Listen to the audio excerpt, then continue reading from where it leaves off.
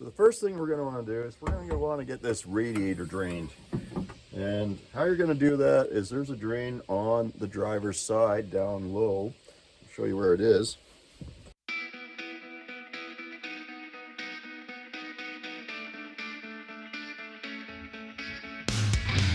Right here is the drain for the rad. And it's got a little standpipe that comes off beneath. You just put a hose on that and a bucket, or put a bucket underneath, and it'll catch everything. Now we got our radiator draining. We're going to want to get our air box out of the way and get some of these sensors off.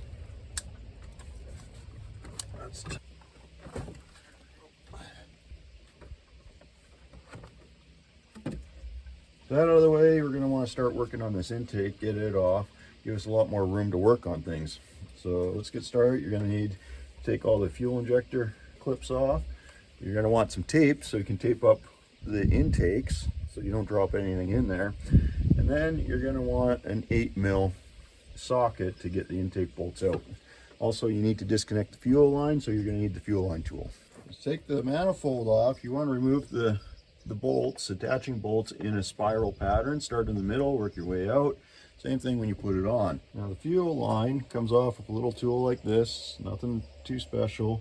I find these work really good. They usually come in a set with a few different sizes. The set looks like that, this one right here, second smallest.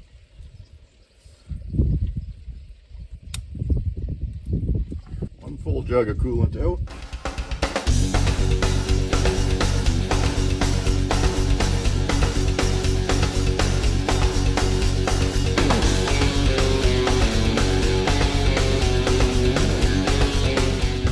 Get this electric fan out of the way. There's a couple retaining clips, so you can see that, one right here and one right on the middle and the bottom. Pop those off. There you go.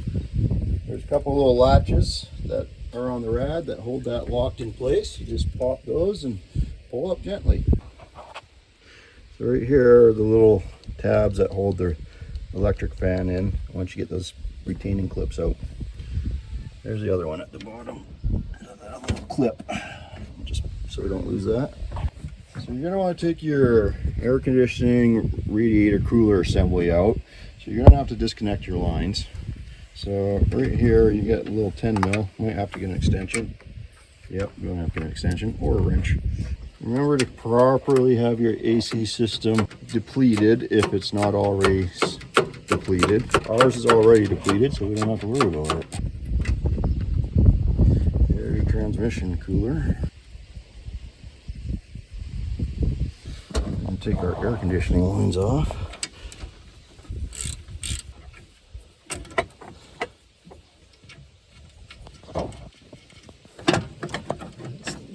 Okay, we should be ready to lift this out of place. Get it?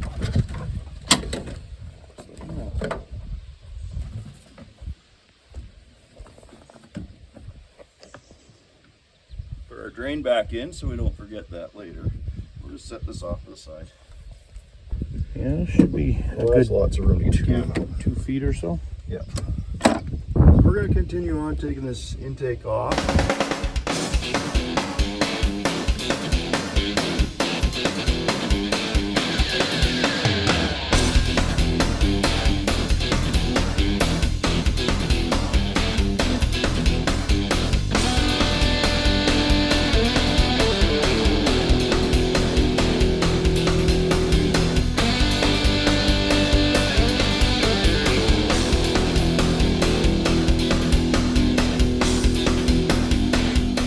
Okay, we've got the valve cover off on the passenger side. This side's a lot easier because it doesn't have the brake booster in the way, but we're getting close on this side.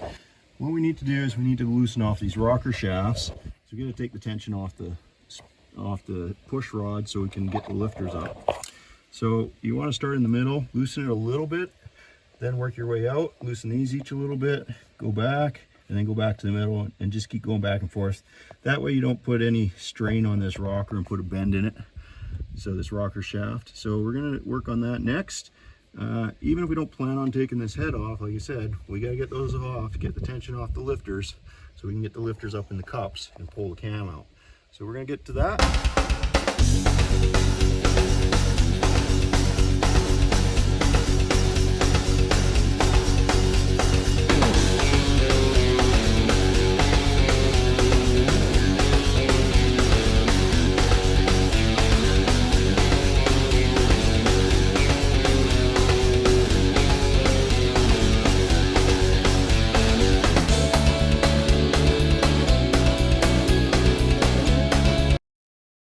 Now we're taking off this timing cover, but you're going to want to take off these 5 oil pan bolts. One there, there, and there. And then we can take out the perimeter bolts for the timing cover, which are here and here, and kind of work your way up. You don't have to take the water pump off. You might have to take one of the pulleys off. You can see the pulleys up here to get at some of the bolts, but you do not have to unbolt the whole water pump. There are a couple bolts, kind of follow them up from here, they go in a straight line, and those are the ones that hold the timing cover on, and they kind of arch at the top and they come back down the other side. So we're gonna get to work on doing that next.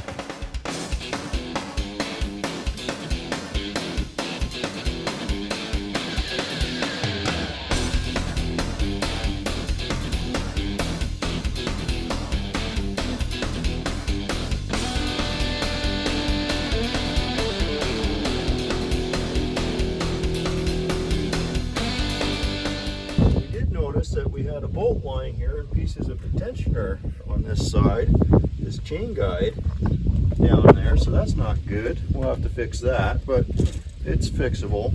Now we're going to take our cam and bolt out. Just going to set them up here for a moment. Try not to lose our timing marks.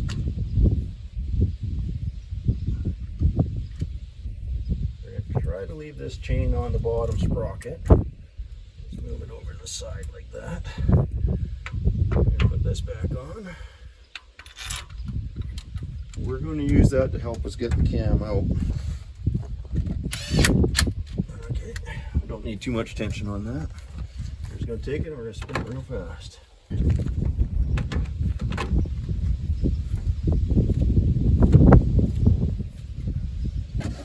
Your lifters are down in there and in here. The next one, right here. That one's definitely So up. the magnet grabs it and pulls it up. Correct. Into the seat. Pulls it up into the cup. And why do you want that? Because the cups will retain them. Just like on the LS, if these cups are working right, they'll hold the lifters at the top position. Now, also they're at a bit of an angle, so that even helps even more. Right. But if these cups are cracked or something, see, I full fair bit of pressure to actually pull that out of there. Right. But if they're lubed up really good or cracked, this one's a little dry, right? It's been sitting open. Then they could possibly fall, and you're going to hear that clink as down in the oil pan. So then you got to go fishing. yeah, now you're going fishing, right? So you're probably pulling your oil pan off. So it's a risk. Okay. So that's why most people just pull the head off. So when we pull the cam out, we're just making sure that they're up as high as they can be and they're trapped by the cup. So they're out of the way. So they're out of the way. Is there a chance they fall down in once we take the cam out? You better believe it. And that would mean taking the whole engine apart? Yeah, taking the oil pan off, get it out, fish it out. So that seems like we would want to avoid that. Now we need the little star tool to get What's the cover? Oh, that's the little plate that holds it in there. yes, the I cam see. retainer. Plate off here. We'll set that aside. We'll get our cam gear back on here.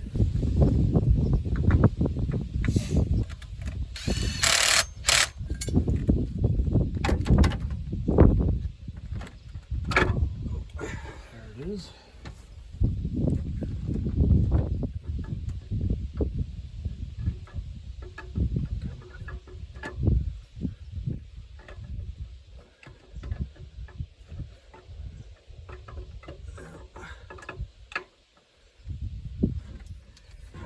We got a good cam still. So that means we got a bad lifter on 7. Interesting. And now, what is bad about a lifter? What's failing that's causing that noise? Well, they can bleed down internally, and then they won't pump up and they won't take up the slack. And that what will lead to a cam failure. But we're gonna get this cam back in there, clean it up, get it back in there, and so that none of our lifters drop. But it looks to be in very good shape still. Excellent. Good. Now, fortunately, we have a code for cylinder 7, so we know that's where the issue's at. Oh, is that right? So we'll take that head off. Is that driver's side or passenger side? Driver's side, of course. Why wouldn't it be? Exactly right. So there you go. We're just taking a shot down there, and you can kind of see where the lifters go through. Now, the interesting thing you'll see about these is they're almost horizontal. They're not really vertical at all.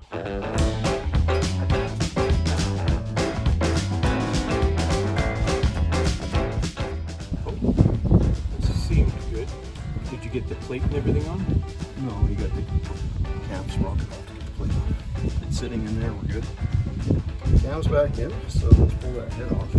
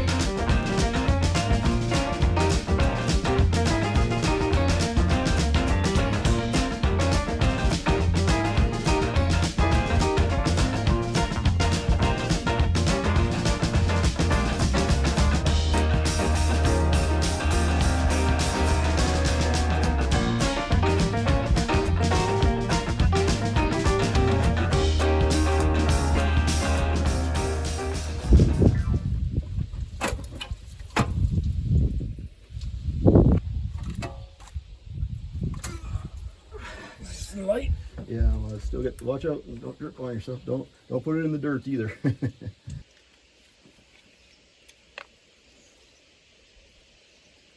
That's what was holding the lifters. Yeah. Gotcha.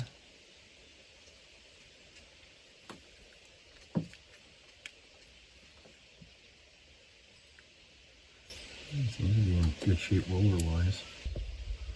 Don't appear to be collapsed.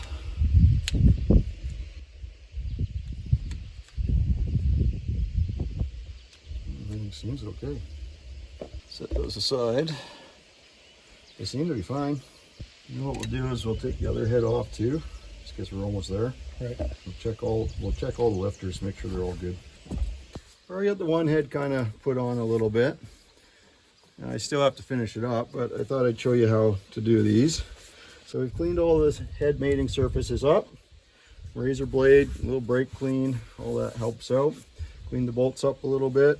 We'll give it a wipe down with some brake clean. And we're ready to go, but we have to get these lifters in here first.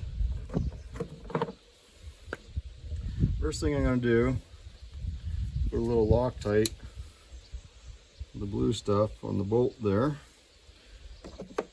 The other thing you can see is these have a front and a back side. You got the MDS front. That means they're going to go here.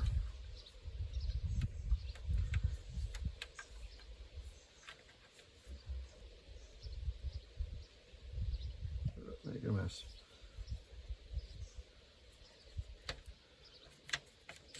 And that's just a little 8 mil. I think I forgot my torque wrench. I have to go get it.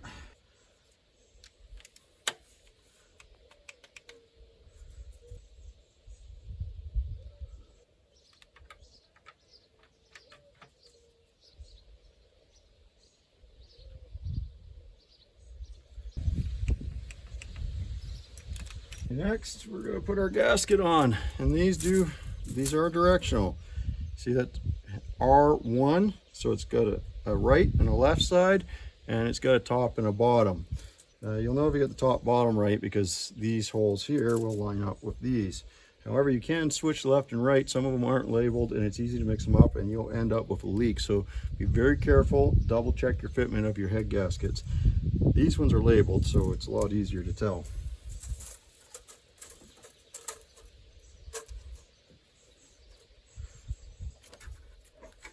Now when we put our head in, you're going to want to put it in the back, angled down, to engage it into the exhaust. There's I got all this wiring in the way. Okay, our exhaust is in. think we have any wires pinched underneath. Ow! That's sharp.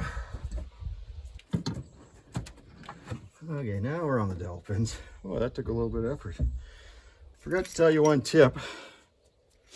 Make sure you blow out your bolt holes. To stick your air nozzle, blow them all out, get all the oil and antifreeze out of them. Clean them all out.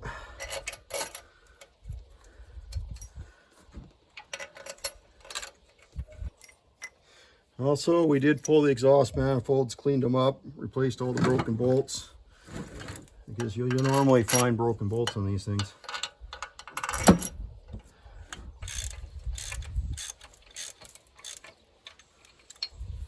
You just run that first one down a little bit, don't tighten it up too much. These should all thread in very easily by hand. If they don't, you're going to want to clean those holes out again. Now, we didn't find a problem with the cam or any of the lifters, which is odd. I replaced the lifters just in case, put the cam back in. We'll also replace this solenoid because it was giving us a code for that cylinder. That's your cylinder shutdown solenoid for number 7.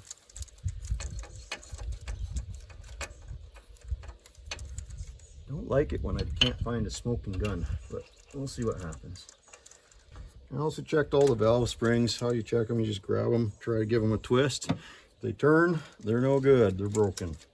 These all seem to be good, so we're going to carry on.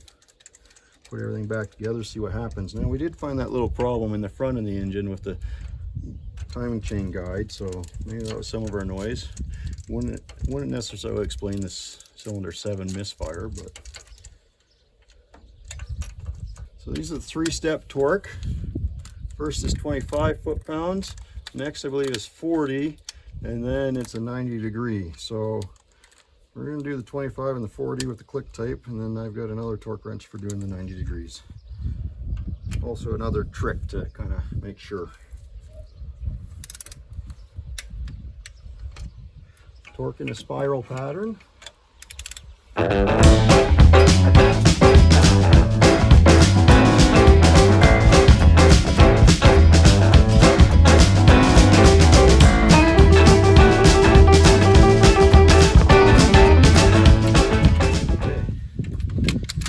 Torques are done.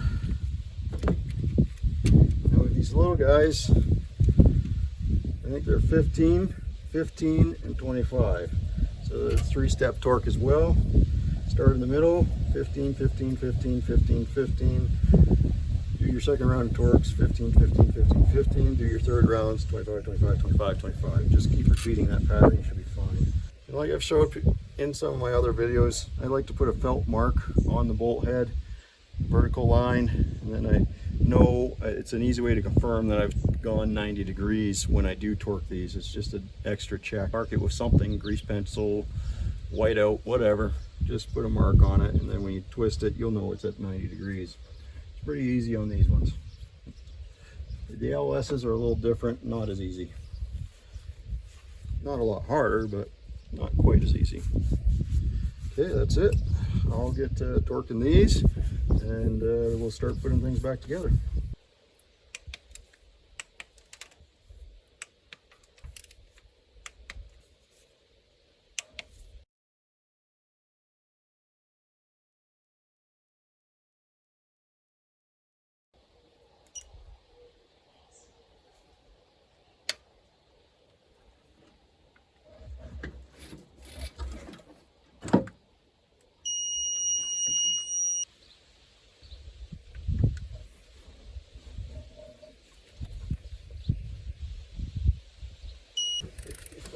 We need another 25.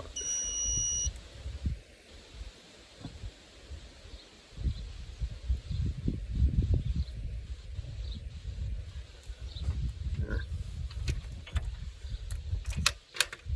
Now I can check my visual indicators, make sure I got them all. Which we did. We're good on this side. We went on to this one. There we go. We get these little guys torqued up. It'll be good. Okay, in order to get the timing set back up, I need to take this off because this tension jar was broken, and to get to the other part of it, we have to get the oil pump off. It's a little tricky in the truck because you got this pickup bolt down here. You can get it off, but it's a pain and it's not easy to do. We're gonna give it a shot.